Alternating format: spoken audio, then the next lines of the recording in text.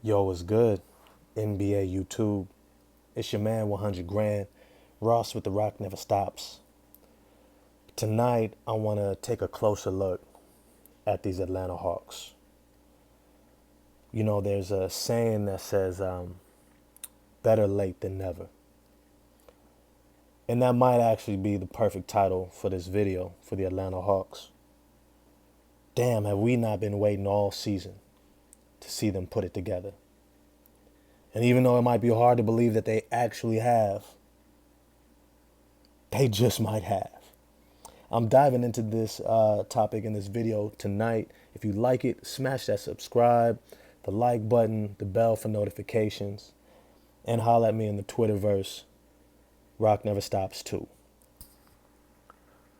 I think when we look at the Atlanta Hawks, it has to really stem from last season, what took place. Last season, after the trade deadline, after the All-Star break, you see DeAndre Hunter make his return. The acquisition of Bogdan Bogdanovic.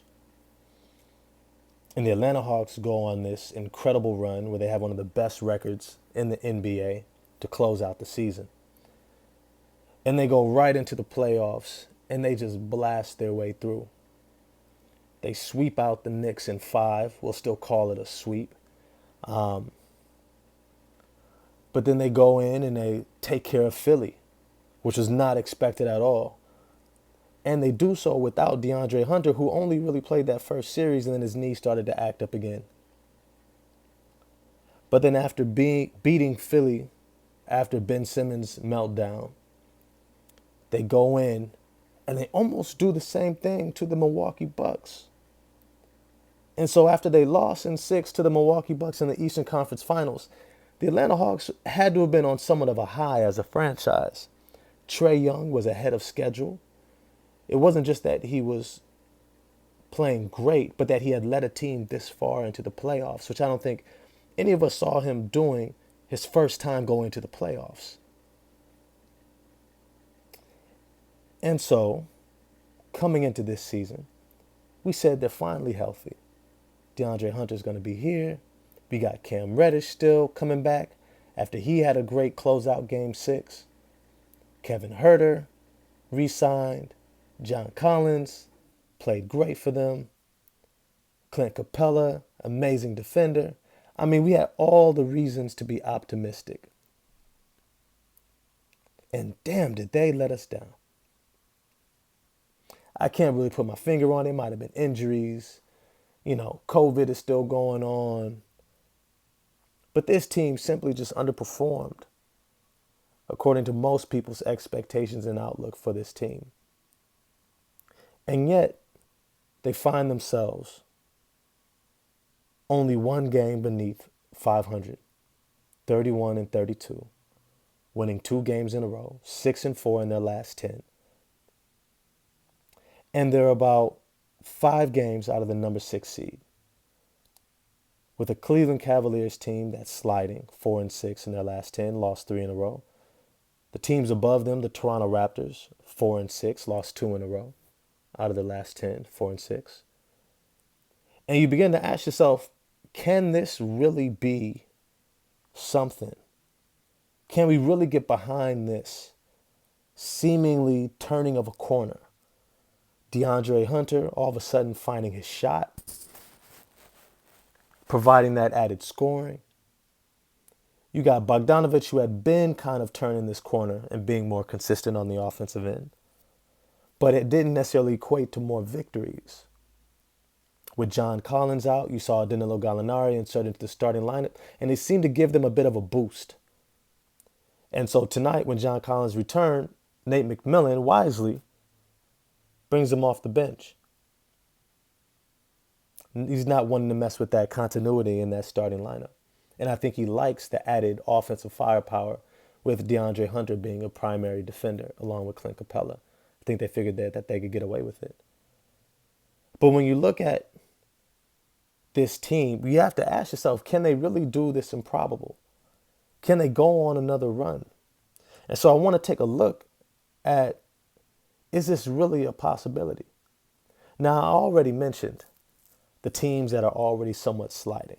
You got Cleveland sliding. You got Toronto sliding. You even got the Chicago Bulls, who have lost 4 in a row. Peep my previous video on the Chicago Bulls being in trouble. The Boston Celtics, even though they've won 2 in a row and are 8-10 in the last 10 games, Jaylen Brown just hurt his ankle. So that might cost them a win or two. The Brooklyn Nets are still putting things together despite getting Kevin Durant back. They still don't have Ben Simmons. And Brooklyn is still not letting Kyrie off the hook and letting him play at home. This might allow the Atlanta Hawks to continue to creep up the Eastern Conference standing. Now, when you look at the schedule here, this is the part that I'm really interested in. And y'all let me know if y'all interested in this too. When you look at the remaining games, you got some teams that I'm not even going to call trap games, because the Atlanta Hawks are in a position right now where they really can't afford to lose at all. At all. They got Charlotte behind them. They got Washington behind them. They can't lose. So when I see a Detroit Pistons who just won again tonight and are looking stronger, they're going to have to show up for this one. Then they got Milwaukee. They got the Clippers. They got the Pacers, who are playing some good ball with Tyrese Halliburton, shout out. They got Portland, they should be able to take care of, and Charlotte. These are more than winnable games. And then you got Memphis. You got New Orleans, which just knocked off Utah, smashed Utah. You got the Knicks, should be more than beatable. The Detroit Pistons, again. Golden State Warriors, who may still not have Draymond Green.